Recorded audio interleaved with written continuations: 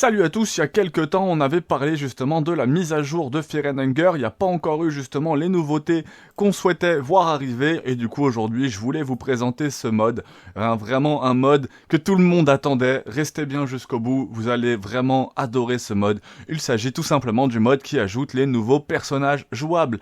Vous le connaissez, vous avez déjà joué avec tous les protagonistes disponibles dans ce superbe jeu, je vais vous présenter aujourd'hui le mode non jouable.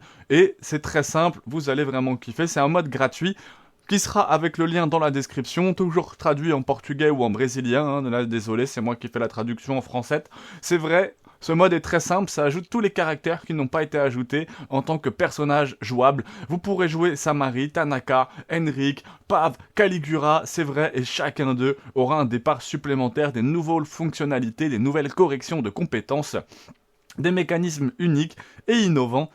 Jusqu'à présent, je vais vous montrer aujourd'hui ce qu'est ce mode jouable, pas jouable. Car c'est très très bien et parce que vous devez jouer aussi. Et bien sûr, à la fin de tout, si vous avez aimé le contenu et que vous voulez une série, laissez un petit commentaire, un petit pouce bleu, vous le connaissez. Alors, sans plus tarder, découvrons toutes les nouvelles fonctionnalités ajoutées par ce mode. Tout d'abord, nous avons ici déjà sur l'écran au départ, vous aurez les personnages à droite, et ici en venant sur le côté, vous aurez nos nouveaux chers personnages, en commençant par Samari, qui apporte... qui est l'apprenti, pardon. Et l'apprenti a été créé dans un groupe exclusif d'enfants naturellement doués au 9e cercle, et à la fin de son inné avec des chartes, il est aussi clair que l'âge de la magie de Samari dans ce mode, donc très difficile, Samari à jouer, parce qu'elle a moins de raisons, sa santé mentale part très vite, et il y a un potentiel magique très fort, elle a accès à une magie très puissante, très forte, elle obtient une affinité maximale, avec très facile, dans l'introduction, vous pouvez facilement avoir des portes golden, alors je sais pas exactement ce qui sous-entend par ça, qui sont très très fortes, mais elle a moins de corps, parce que son corps est fragile, n'est-ce pas, et son esprit l'est encore moins, alors c'est très dangereux de jouer avec elle, mais c'est très intéressant de jouer justement avec Samari, qu'on a là à l'écran, Une grosse dédicace au youtubeur portugais, bien sûr, qui s'appelle Contos dos Abismo, j'espère que je n'ai pas trop sali son nom, mais en tout cas qui a un peu plus de 100 000 abonnés, Contos do Abismo, qui est un gros youtubeur portugais justement, spécialisé sur Fear and Hunger, qui a fait pas mal de choses très sympas, et c'est un des gars que j'ai le moins traduit, donc je ne vais pas hésiter à traduire un peu tout ce qu'il a fait sur Fear and Hunger, donc abonnez-vous pour ne pas rater son iceberg et toutes les vidéos hyper sympas sur Fear and Hunger. De toute façon, je vais pas arrêter tout de suite, et vous avez déjà un gros paquet de vidéos disponibles sur ma chaîne, bien sûr, vous le savez, et je suis aujourd'hui très content de vous présenter ce mode, c'est la première fois qu'on parle vraiment d'un mode.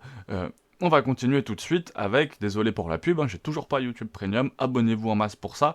On continue tout de suite avec Tanaka, le célèbre Tanaka, représentant de l'entreprise, de l'employé parfait, qui démontre un large éventail de talents avec une éthique autosuffisante et un ensemble très diversifié justement. C'est peut-être le personnage le plus important, qu'il soit très bien, il a une combinaison de très fortes compétences au début. Il peut apprendre la diplomatie, la persuasion, c'est-à-dire qu'il commence à parler avec les personnages et qu'il gagne déjà la bataille avec des dialogues. Et il a beaucoup de personnages, vous obtiendrez l'avantage d'un tour ou deux, donc c'est très puissant, vous pouvez commencer à attaquer en faisant cela, et peut-être mieux encore, il y a un cercle de caractérisation unique dans la réalisation d'apprendre des compétences des autres personnages. En d'autres termes, si vous recrutez d'autres personnages, que ce mode aussi fait de la plupart d'entre eux des recrues, par exemple Caligura, vous pourrez le recruter avec de l'argent pour votre mur, et avec Tanaka tu peux le faire, alors vous pourrez apprendre une nouvelle compétence. Pourquoi Abella, elle, peut t'apprendre à lancer au cas où, lancer de valise au lieu de la jeter, et donc tu pourras apprendre des compétences, donc comme un lancer de clés, un lancer de valise grâce à Abella, en fin de partie et en début de jeu. Il n'a pas de très bonnes compétences, mais c'est vraiment amusant de jouer Tanaka et d'essayer de sauver tout le monde avec lui, n'est-ce pas? Et là, avec lui, il y a des recettes nouvelles, et il y a de nouvelles choses impliquant la cuisine, des compétences uniques. Donc jouer avec lui, vraiment, ça doit être très intéressant. Je ne sais pas à quoi il sert, mais il est bon de l'avoir comme leader. Tu t'arrêtes là et tout le monde te déteste, mais tu ne peux pas recruter Marco, ni Tanaka apparemment avec lui. Mais bon, tu peux recruter Samari facilement. Il y a aussi la mécanique unique de Dogus, qui ne recrute pas d'autres personnes, donc je sais pas exactement ce qu'il dit. Il joue essentiellement comme un loup solitaire. Il saute la porte là-bas, donc là je pense qu'il est déjà parti sur le personnage juste après, qui est Henrik, qu'on voit à l'écran. Il y a un canard pour accéder au début, il saute et obtient surmonter le combat. Si vous n'avez pas, une zone secrète est faite pour lui, vous escaladez. Donc non, bon, ça on s'en fout. Mais en tout cas, très intéressant de pouvoir jouer Henrik, de pouvoir jouer Pave. C'est vraiment surprenant. C'est très surprenant, il utilise un arc et des flèches, hein, donc en PvE. Alors là, c'est plus Caligura qui utilise l'arc et les flèches, hein, c'est pour ça. Il nous parle de Caligura, et il apprend après à voler des armes blanches avec, attention, meurtrière, donc très très fort Caligura, vraiment. Le mécanique unique pour réaliser des membres de l'équipe contrôlés qui seraient normalement contrôlés par l'IA. Ouais, donc il peut littéralement le contrôler et lui ordonner ce qu'il fait faire. Donc mécanisme très intéressant. Mais bon, alors là, c'est un peu particulier, j'avoue que j'ai pas tout... l'un des nouveaux ajouts de ce mode sont le PR, si vous ne savez pas, qui était un des modes secrets du premier jeu. Ah ok, donc on a aussi dans le mode un ajout un peu du monde Dungeon Knight, et vous devez conquérir votre partenaire pour la danse, et les gens auront le même style d'art de retour, donc que dans le premier match, hein, donc ok, pas de soucis. Donc ce mode est vraiment incroyable, en tout cas, ça me donne de la nostalgie d'y jouer encore, ça me donne envie de remettre un peu le nez dans Firenenger Termina, donc vous avez quelques jours, donc ouais, il y a un mode un peu Dungeon Knight apparemment qui sera ajouté, je veux pas dire de bêtises là-dessus, c'est ce que je comprends de la traduction, mais assez bizarre. Il y aura aussi Marina, il y en aura plusieurs des personnages à connaître, n'essayez pas de flirter bien sûr apparemment avec Marina,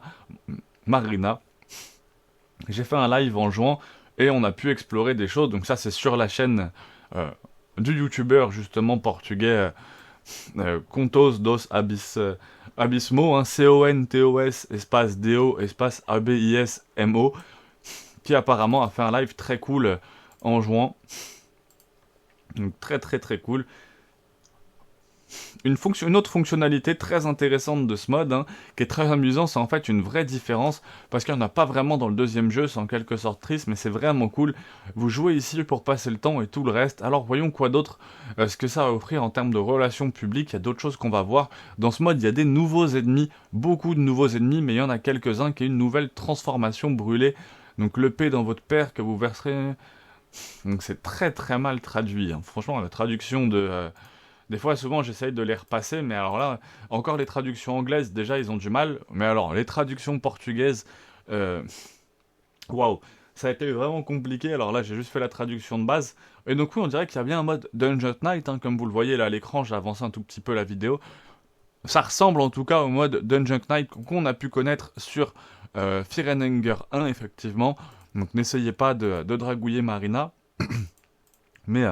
c'est vrai que c'est un mode très sympa, n'hésitez pas à aller voir, hein, sur ma chaîne, j'ai tous les speedruns sur justement le mode Dungeon Knight, hein, très sympa sur Firenenger 1. Donc c'était très très cool, donc ouais, là il y a c'est un nouveau monstre, justement, cette espèce de corbeau qu'on peut voir là, transformé, et qui deviendra le bienheureux apparemment. Donc ouais, comme si c'était sorti de son cœur, une tête comme si c'était sorti de son cœur, donc très, très particulier, hein. Plaide-t-il le nouveau-né. Et si vous allez voir Marie à l'église, on n'aura pas, bon, extrêmement difficile. Bon, après, effectivement, oui, on a un nouveau combat aussi avec Samarie, là, à l'église, qui apparaît juste ici. Donc là, effectivement, normalement, on affronte le père de Marina, si je dis pas de bêtises, hein. Donc là, c'est pareil, c'est le Padre Domecq. Je dirais qu'il y a apparemment quand même une évolution au niveau des épées. Je n'ai pas fait ce combat, donc je sais pas. En tout cas, jouer Samarie, pouvoir jouer Pave, pouvoir jouer Henrik, je trouve ça quand même super intéressant. Donc là, effectivement, bon, bah, Samarie, avec les deux bras coupés, la pauvre, elle a pris quand même super cher. On a toujours ce docteur compliqué. Il me semble que ce docteur, c'est pas... Non, ça n'a rien à voir avec Tanaka, hein. J'allais dire, est-ce que ça crée pas justement une espèce de frontière un peu bizarre où en fait ça... C'est ça, faut pas que ça vienne briser en fait l'immersion aussi et que ça garde une logique par rapport au jeu. Donc je regarde un peu ce qu'il me met à la fin. Et c'est là un combat de boss à ajouter, ouais, donc des caractéristiques amusantes. Bon, il n'y a pas vraiment d'autres choses, enfin bref. Ce mode est parfait, c'est vraiment un mode très familial. Vous pouvez littéralement, alors qu'est-ce qu'il me met à la fin, ça peut être cool. Je ne voulais pas te quitter. Puis vous pouvez littéralement prendre Olivia, dans les bras avec la chaise et tout. Ce mode est parfait pour la famille et c'est pourquoi je dis que ce mode mérite vraiment une chance, les gars qui y jouent, et mérite une chance pour vous. Et si vous souhaitez, j'ai apporté le mode, vous commentez là en dessous, et je fais une nouvelle série avec du caractère, peut-être même que je pourrais le tester moi en vidéo, ce mode, si jamais ça vous intéresse. En tout cas, voilà, tout simplement, on a cette vidéo-là, et oui, donc on peut porter, c'est ce qui nous met, on a quasiment une scène où on peut porter Olivia comme là, avec la chaise et tout. Marco étant vraiment très fort, hein, c'est un ancien boxeur, il n'a aucun souci à soulever Olivia. Je ne savais même pas que cette scène-là existait. Ah oui, on peut en fait déplacer Olivia en étant Marco, donc ça c'est apparemment une des nouveautés aussi ajoutées par ce mode, donc très très très cool, ça ajoute plein de personnages jouables. La vidéo est un petit peu brouillon, hein, je suis un peu désolé, en tout cas ça vous présente quand même dans les grandes lignes le mode. Cette traduction, il y a tous les liens qui sont dans la description, j'espère que la vidéo vous aura plu. C'est très cool de voir Marco porter Olivia comme ça pour finir la vidéo, c'était super intéressant, je suis très content d'avoir pu découvrir ça avec vous. Je vous dis à très vite, c'est l'heure du kebab, force à tous et à bientôt.